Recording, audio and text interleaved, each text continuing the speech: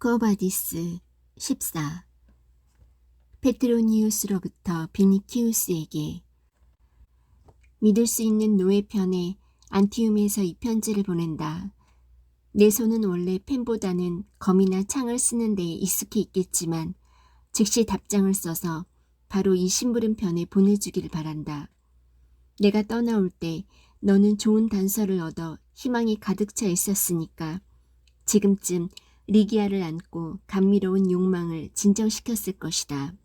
그렇지 않다 하더라도 겨울바람이 소락툼 산정에서 캄파니아 평야로 불어내려올 때쯤엔 그렇게 될 것이다. 나의 비니키우스, 키프로스의 금발의 여신이 너의 안내자가 되고 너 또한 사랑의 태양으로부터 몸을 가리려고만 하는 리기아족의 새벽의 여신의 주인이요 스승이 되길 바란다. 늘 명심해두지 않으면 안 될 일은 대리석은 아무리 비싸도 그 자체로서는 아무 가치도 없으며 조각가의 손이 그것을 걸작으로 변모시켰을 때 비로소 참된 가치를 가지게 된다는 것이다. 그러니 너도 그런 조각가가 되어야 한다. 사랑하는 것만으로는 충분하지 않다. 어떻게 사랑해야 하며 또 어떻게 그 사랑을 표현해야 하는지를 알아야 한다. 쾌락이야 평민들도 아니 짐승까지도 느끼는 거란다. 참된 인간이 그것들과 다른 점은 그 쾌락을 어떻게 예술적인 경지로 승화시키며 신이 주신 선물로 그 가치를 인정하여 그 결과 육체뿐만 아니라 영혼의 만족까지도 얻는 일이다. 너는 전쟁에서는 운이 좋았다. 바라건대 연애에 있어서도 행운이 있기를. 황제의 궁전에서 무슨 일이 벌어지고 있는지 알고 싶다면 내가 가끔 알려주지. 우리는 이곳 안티움에 체류하면서 천상의 음성을 보살펴주고 있지만 로마에 대한 증오심은 항상 느끼고 있다. 그래서 겨울이 오면 바이에로 해서 네아폴리스로 가서 거기서 공연을 할 예정이다. 네아폴리스의 주민은 그리스인들이니까 티베리스 강변에 살고 있는 늑대족보다는 감상하는 눈이 높겠지. 바이에, 폼페이, 푸테올라, 쿠메, 스타비아 등지에서도 구경하러 몰려들 테니까 박수나 월계가는 부족함이 없을 것이다. 그리고 이것은 이미 계획된 아케아 원정에 용기를 줄 것이다.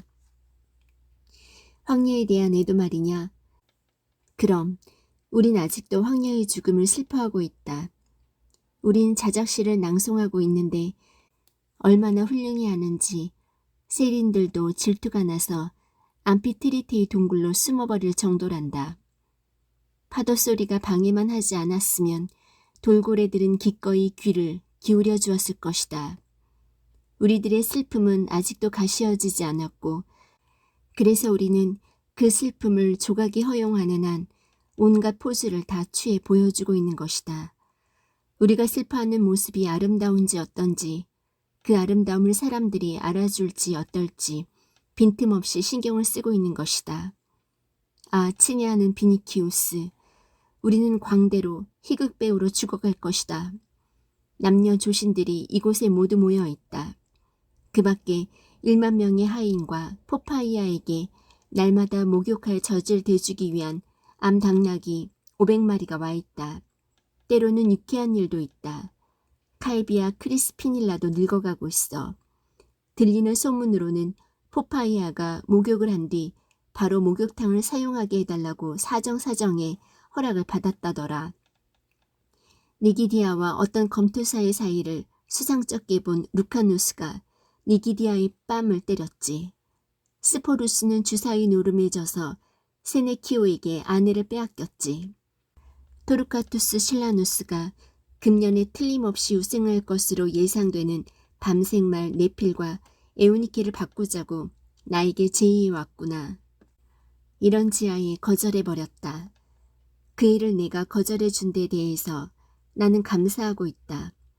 토르카투스 실라누스는 가엾게도 자기가 이미 인간이라기보다는 망령에 가까운 존재라는 것을 전혀 모르고 있구나. 그가 죽을 거라는 건 기정사실이야. 그의 죄목이 무엇인지 너 알고 있니? 아우구스투스 황제의 증손이란 것이지. 그를 구할 길은 없어. 세상이란 다 그런 거야. 바티니우스가 베네벤툼에서 개최될 예정인 굉장한 투기에 대해서 우리에게 귀뜸해 주더라. 구두장이는 언제까지나 구두장이라는 격언이 있긴 하지만 요즘엔 그 구두장이가 얼마나 날뛰나 한번 보렴. 비텔리우스는 구두장이의 손자이고 바티니우스는 바로 구두장이의 아들이야. 그 자신도 어쩌면 구두를 지어봤을지도 모른다. 배우인 알리투르스는 어제 오이디푸스 왕력을 훌륭하게 해냈다. 그가 유대인이어서 유대인은 모두 그리스도 교도냐고 내가 물어보았다.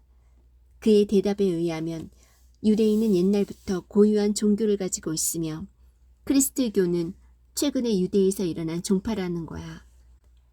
티베리우스 치세 때 한 사나이가 십자가에 못 박혔었다는데 현재 그의 신봉자가 날로 증가하고 있고 그들은 그 사나이를 신으로 숭상하고 있다는 거야. 다른 신들, 특히 우리들의 신들을 그들은 인정하지 않는 모양이야. 다른 신들을 믿는 것이 그들에게 뭐가 해가 되는지 나는 모르겠구나. 티게리누스는 요즘 노골적으로 내게 저기를 나타내고 있다. 현재로서는 내게 꼼짝 못하고 있는 형편이면서도. 하지만 그에게는 나보다 유리한 점이 하나 있지. 말하자면 그는 나보다 훨씬 강하게 인생에 집착하면서도 나보다 훨씬 악인인데 바로 이 점이 그를 붉은 수염에게 접근시키고 있는 거야. 그 두 사람은 결국에 가서는 의기투합될 텐데 그때가 바로 내가 은퇴할 시기가 될 거야. 그때가 언제일지 나도 짐작할 수 없으나 언젠가 오리란 것만은 확실하다. 그러므로 요사이는 그 시기 따위는 문제시하지 않고 인생을 실컷 즐기려고 한다. 붉은 수염만 없다면 인생 그 자체는 그리 나쁜 것도 아니다. 붉은 수염 때문에 인간은 가끔 자기 혐오에 빠지는 거야. 나는 네로의 총애를 얻고자 애쓰는 것을 승리하면 자존심의 만족을 얻게 되는 경기라든가 승부라든가 격투라고 생각하고 있다. 그런가 하면 나는 때때로 나 자신이 킬러와 같은 인간, 그보다 조금도 나을 게 없는 인간처럼 생각되기도 한다. 킬러가 필요 없게 되면 내게 보내다오. 그의 암시적인 대화가 마음에 들더구나. 내 여신인 크리스트 교도에게 안부 전해라. 아니 그보다도 내 부탁이니 내게까지 물고기처럼 굴지는 말라고 해라. 내 건강은 어떤지, 내 연애가 잘 되어가는지 소식 전해라. 사랑하는 방법을 스스로 터득해라. 그런 다음 그녀에게 사랑하는 방법을 가르쳐 주어라. 잘 있거라. 그러나 킬로가 상당히 오랫동안 얼굴을 나타내지 않았기 때문에 비니키우스는 이 사실을 어떻게 해석해야 할지 몰라 미칠 지경이었다. 확실한 성공을 위해서는 수색을 서두르면 안 된다고 몇 번이고 스스로 타일러 보았으나 소용이 없었다. 격에 맞지 않은 일로 그는 도저히 그렇게 하고 있을 수가 없었다.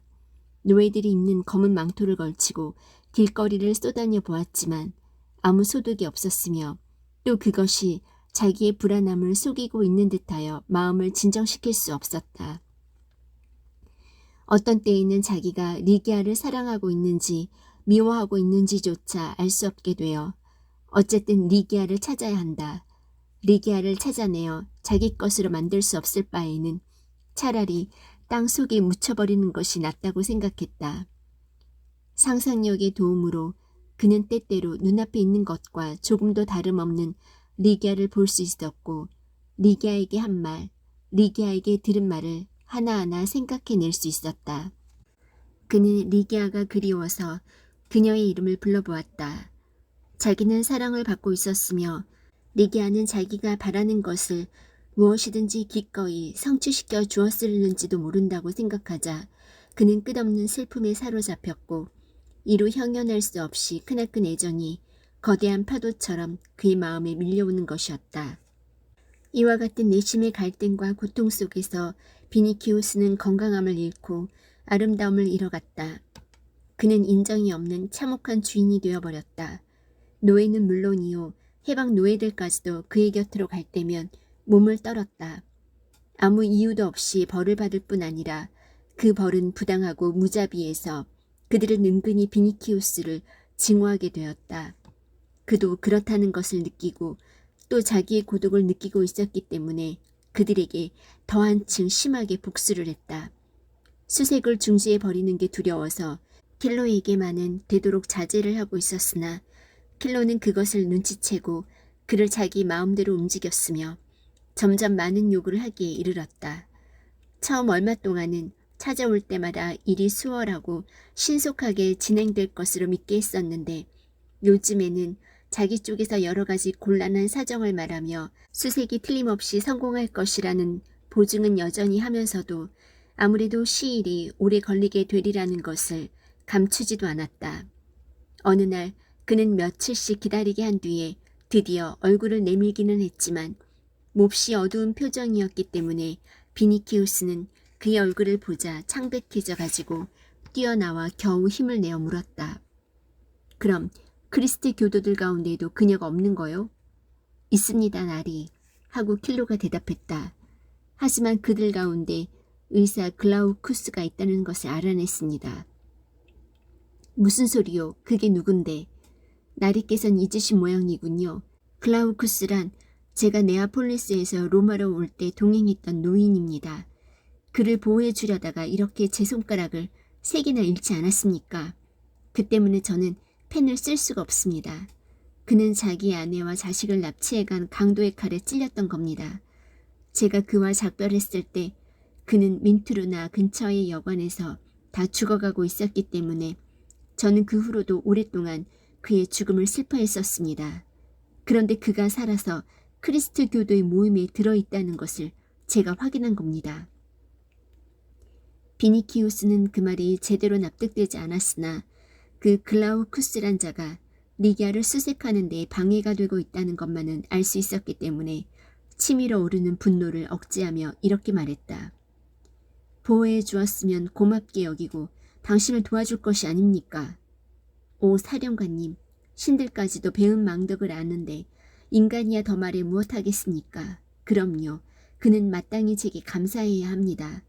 그런데 불행하게도 그는 늙은이라서 머리가 흐리 멍덩할 뿐 아니라 심한 고생으로 약간 노망이 들기까지 하여 감사하게 생각하긴커녕 같은 신자들에게서 들은 바에 의하면 저에게 욕을 하며 제가 그 강도놈들과 한패였다는 둥, 또 자기 불행의 원인은 바로 저라는 둥 하고 있다는 겁니다. 이게 제 손가락을 잃은 데에 대한 보상인 것입니다. 그것이 나와 무슨 상관이 있단 말이오. 기도소에서 본 것이나 말해봐요. 나리께서는 상관이 없으시지만 제게는 목숨이 달린 중대사인 것입니다.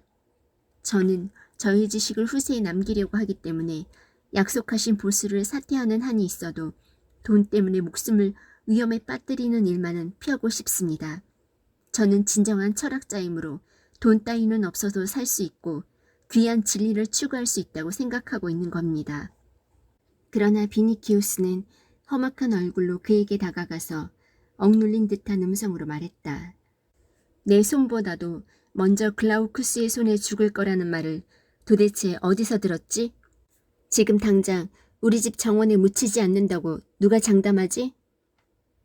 본디 겁쟁이인 킬로는 비니키우스를 보자 한눈에 더 짓거렸다가는 끝장이 나리라는 것을 깨달았다. 아가씨를 찾아내겠습니다, 나리. 찾아내겠습니다. 당황한 킬로는 큰 소리로 말했다. 침묵이 찾아왔다. 들려오는 소리라고는 단지 비니키우스의 가쁜 숨소리와 정문에서 일하고 있는 노예들의 노랫소리뿐이었다. 잠시 후 젊은 귀족이 다소 진정된 것을 보자 그리스인이 말문을 열었다. 하지만 글라우쿠스가 살아있는 한 어떻게 아가씨를 찾아낼 수 있겠습니까? 언제 그를 만나게 될지 모르며 만났다 하면 그 자리에서 죽게 될 것입니다. 동시에 저의 수색도 끝장이 나는 것입니다. 무슨 말을 하려는 거요? 무슨 대책이 있단 말이요? 나보고 뭘 해달라는 거요? 비니키우스가 물었다. 아리스토텔레스는 큰 일을 위해서 작은 일을 희생하라고 가르치고 있습니다. 또 프리아모스 왕은 노년이야말로 비참하고도 무거운 짐이라고 입버릇처럼 말하고 있습니다. 글라우쿠스는 그 노년과 불행의 무거운 짐에 눌려 오랫동안 괴로워하고 있습니다. 그에게는 죽음이야말로 은혜라고 할 수 있습니다. 세네카에 의하면 죽음은 해방 이외의 아무것도 아닙니다. 그 지저분한 익살은 페트로니우스 외숙에게나 부려요. 도대체 무슨 말을 하고 싶은 거요? 만일 덕을 논하는 것이 지저분한 익살이라면 신들이시여 원컨대 영원히 지저분한 익살꾼으로 끝마치게 해주소서. 글라우쿠스를 없앴으면 합니다. 아무튼 그가 살아있으면 제 목숨이나 수색도 위험 속에 처박힐 테니까 말씀입니다.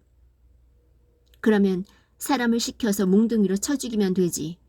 돈은 내가 내겠소. 실제로 킬로에게는 글라우쿠스를 없애는 것이 가장 큰 일이었다.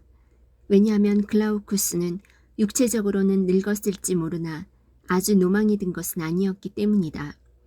킬로가 비니키우스에게 해준 이야기 가운데에는 얼마쯤 진실이 섞여 있었다. 글라우쿠스는 킬로의 옛 친구였는데 킬로가 그를 배신하여 강도에게 팔아넘겨서 그의 가족과 재산을 강탈하고 그를 죽이려고 했던 것이다. 그러나 이런 기억들이 머리에 떠올라도 그가 아무렇지도 않았던 것은 중상을 입어 다 죽어가고 있는 글라우쿠스를 내버리고 온 것이 여관이 아니라 민투르나 근방의 벌판이었기 때문이다. 설마하니 글라우쿠스가 회복되어 로마에 나타나리라고는 그는 꿈에도 생각지 못했던 것이다. 그래서 기도소에서 글라우쿠스를 보았을 때는 그야말로 모골이 송연해져서 한때는 리기아의 수색을 단념하려고까지 했던 것이다. 그러나 한편으로는 비니키우스가 더 두려웠다. 글라우쿠스에 대한 공포와 유력한 귀족의 추궁 및 복수, 이 두 가지 중 하나를 택하지 않으면 안 된다는 것을 그는 알았다. 더구나 비니키우스 옆에는 또 한 사람, 더 큰 거물인 귀족 페트로니우스가 있어서 필요하다면 협조를 아끼지 않을 것이었다. 이렇게 생각하자 킬로의 마음은 정해졌다. 적을 가지려면 큰 적보다는 적은 적이 나을 것이라고 생각했다. 그는 천성적으로 겁쟁이였기 때문에 피비린내 나는 수단을 취하는 것에는 약간 주저하지 않을 수 없었으나 어쨌든 남의 손을 빌려서라도 글라우쿠스를 살해할 필요가 있다고 본 것이다. 그럴 생각으로 그는 해가 저물기를 기다려 에우리키우스에게로 갔다. 에우리키우스는 그를 믿고 존경하고 있어서 그를 위해서라면 무슨 일이든지 하리라는 것을 알고 있었기 때문이다.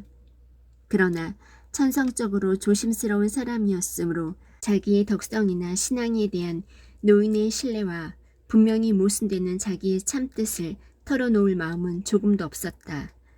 그가 바라고 있는 것은 무슨 일이든 해줄 수 있는 사람을 찾아내어 그 사람 자신의 이익을 위해 이 일을 영원한 비밀로 덮어두는 방향으로 직접 이야기를 끝내고 싶었던 것이다. 에우리키우스 노인은 아들을 해방시킨 뒤 원형 경기장 주위에 몰려있는 구멍가게를 세내어 전차 경기를 구경하러 오는 사람들을 상대로 올리브 열매, 무화과, 빵, 꿀물 등을 팔고 있었다. 킬로가 찾아가 보니 그는 가게를 치우고 있었다. 킬로가 그리스도의 이름으로 인사를 하고 나서 자기의 방문 목적을 말하기 시작했다. 그는 노인과 아들에게 은혜를 베풀어 주었으니 그들도 마땅히 그에 보답할 것으로 생각한다고 말했다. 그는 당장 힘이 세고 용감한 사람이 두세 명 필요한데 그것은 자기뿐 아니라 크리스트 교도에게 다가오고 있는 위험을 막기 위해서라고 했다. 그는 가진 돈을 전부 에우리키우스에게 주어버려서 가난뱅이가 되었지만 그들이 자기를 믿고 하라는 대로 충실하게 해주기만 하면 보수는 지불할 생각이라고 말했다. 선생님, 빵집을 하고 있는 데마스라는 사람을 알고 있습니다. 그의 빵 공장에서 일하는 노예나 일꾼들이 많아요.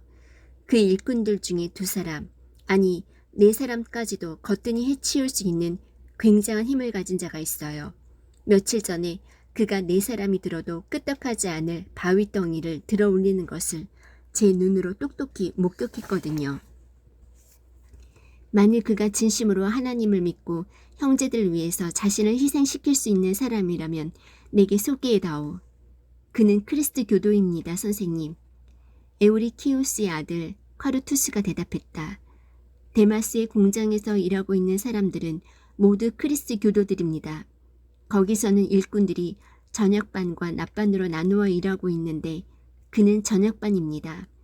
지금 가면 아마 저녁 식사를 하고 있을 테니까 어쩌면 자유롭게 이야기할 수 있을 겁니다. 데마스네 집은 엠포리움 옆에 있어요. 킬로는 기꺼이 동의했다. 엠포리움은 아벤티누스 언덕 기슭에 있었으므로 원형 경기장에서 그리 멀지 않았다. 그들은 한참 말없이 걸어갔다. 엠포리움은 이미 닫혀 있었다. 이곳을 지나고 또 시민들에게 식량을 배급해주는 창고를 끼고 왼쪽으로 돌았다.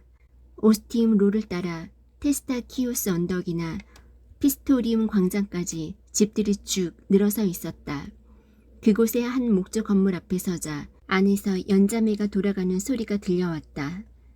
콰르투스는 오두막집 안에서 한 사내를 데리고 나왔다. 그 사내는 오른팔과 오른편 가슴을 노출시킨 투니카를 입고 있을 뿐이었다. 이런 식의 투니카는 활동이 자유로워서 특히 일꾼들이 많이 입고 있었다. 킬로는 그 사내가 가까이 다가오는 것을 보면서 저도 모르게 만족스러운 숨을 내뿜었다. 이런 팔, 이런 가슴은 한 번도 본 적이 없었던 것이다. 선생님, 이분이 하고 콰르투스는 말했다. 만나고 싶어 하시던 형제입니다. 형제여, 그대의 이름은? 그리스인이 물었다. 거룩한 침례에 의해 우르바누스라는 이름을 받았습니다. 우르바누스 형제여, 그대는 나와 조용히 이야기할 시간이 있는가? 저희들의 작업은 한밤중에 시작됩니다. 지금 마침 저녁 식사 준비를 하고 있는 중입니다. 그러면 시간은 충분하군. 강변으로 가지. 거기서 이야기하세나. 그들은 강가로 가서 돌로 쌓아 올린 둑 위에 앉았다. 사방은 고요했고 멀리서 연잠이 돌아가는 소리와 강물이 흐르는 소리만이 들려올 뿐이었다. 킬로는 일꾼의 얼굴을 들여다보았다. 로마에 살고 있는 야만족에게서 흔히 볼 수 있는 조금 무뚝뚝하면서도 우울한 데가 있는 얼굴이었으나 정직해 보였다. 틀림없이 그는 속으로 중얼거렸다. 아마 호인스럽고 바보 같은 녀석일 거야. 이 녀석이라면 돈도 받지 않고 글라우쿠스를 죽여줄 거야. 우르바누스, 자네도 그리스도를 사랑하는가? 진심으로 사랑합니다. 일꾼이 대답했다. 그리고 형제자매, 또 진리와 그리스도의 믿음을 자네에게 가르쳐준 사람들도 사랑하는가? 그들도 사랑합니다. 그대에게 평화가 있기를. 선생님께도 평화가 있으시길 빕니다. 사방이 다시 고요해졌다. 멀리서 들려오는 연자매를 돌리는 둔한 소리와 발밑에서 강기슭을 치는 물소리가 있을 뿐이었다. 킬로가 말을 계속했다. 그대에게 평화가 있기를. 어린 양의 충실한 종이여. 그래, 인간이 당한 부당한 처사는 용서해도 되지만 하나님이 받으시는 부당함을 용서할 권리야 누가 가지고 있겠나. 뱀은 뱀을 낳고 악은 악을 낳고 배신자는 배신자를 낳듯이 유다의 독에서는 다른 배신자가 태어나는 거라네. 그리고 유다가 구세주를 유대인과 로마의 병사에게 팔아먹은 것처럼 우리들 사이에 살고 있는 유다는 구세주의 어린 양들을 늑대에게 팔아넘기려고 하고 있어. 만일 누가 이 배신자를 막지 않는다면, 만일 누군가가 그 뱀 대가리를 쳐부수지 않는다면 우리는 한 명도 남지 않게 되어 결국 멸망할 수밖에 없을 것이네. 그리고 우리와 함께 어린 양의 영광도 멸망하게 되는 것이야. 선생님, 마침내 일꾼이 물었다. 그 배신자가 누굽니까? 교도들에게로 가게. 그는 엄숙하게 말했다. 기도소에 가서 형제들에게 글라우쿠스 의사가 누구냐고 묻게나. 형제들이 알려주면 그리스도의 이름으로 죽이는 거야. 글라우쿠스. 일꾼이 그 이름을 외워두려는 듯이 물었다. 자네 그 자를 아나? 아니, 모릅니다. 로마에는 크리스 교도가 수천 명이나 됩니다. 모든 신도가 서로 얼굴을 알고 있는 건 아닙니다. 그러나 내일 밤에는 형제 자매들이 하나도 빠짐없이 오스트리아눔에 모일 겁니다.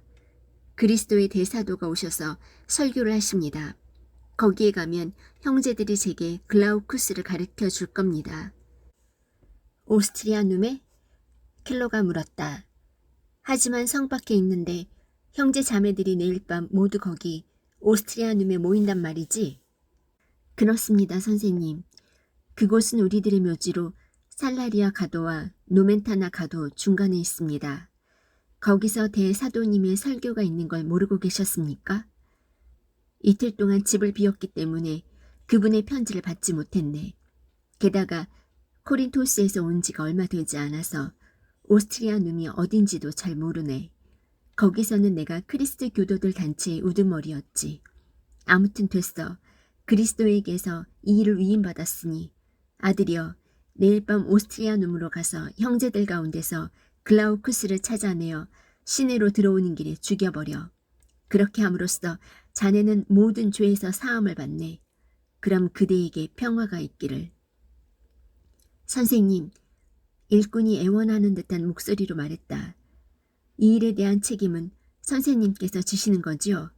글라우쿠스가 형제를 배반하고 있는 것을 선생님께서 직접 들으셨습니까? 들어보게 우르바누스, 그가 말했다. 나는 코린토스에 살고 있으나 본디코스 태생이라네. 로마에서는 나와 동양 사람인 에우니케라는 여자 노예와 연락을 취하고 있지. 그 처녀는 황제의 친구인 페트로니우스라든가 뭐 그런 사람 집에서 옷에 주름을 잡아주고 있네.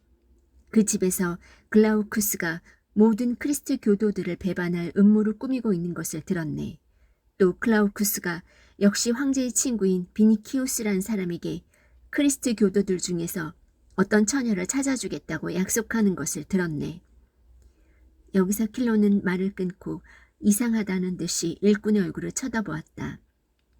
그의 눈이 갑자기 짐승의 눈처럼 번쩍거리면서 사나운 분노와 위협의 표정이 얼굴에 떠올랐던 것이다. 왜 그러나? 킬로가 겁에 질려 물었다.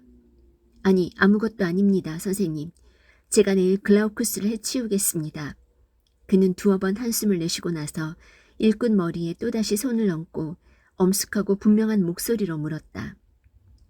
우르바누스는 침례 때 받은 이름인가? 네, 선생님. 그러면 우르바누스, 자네에게 평화가 있기를.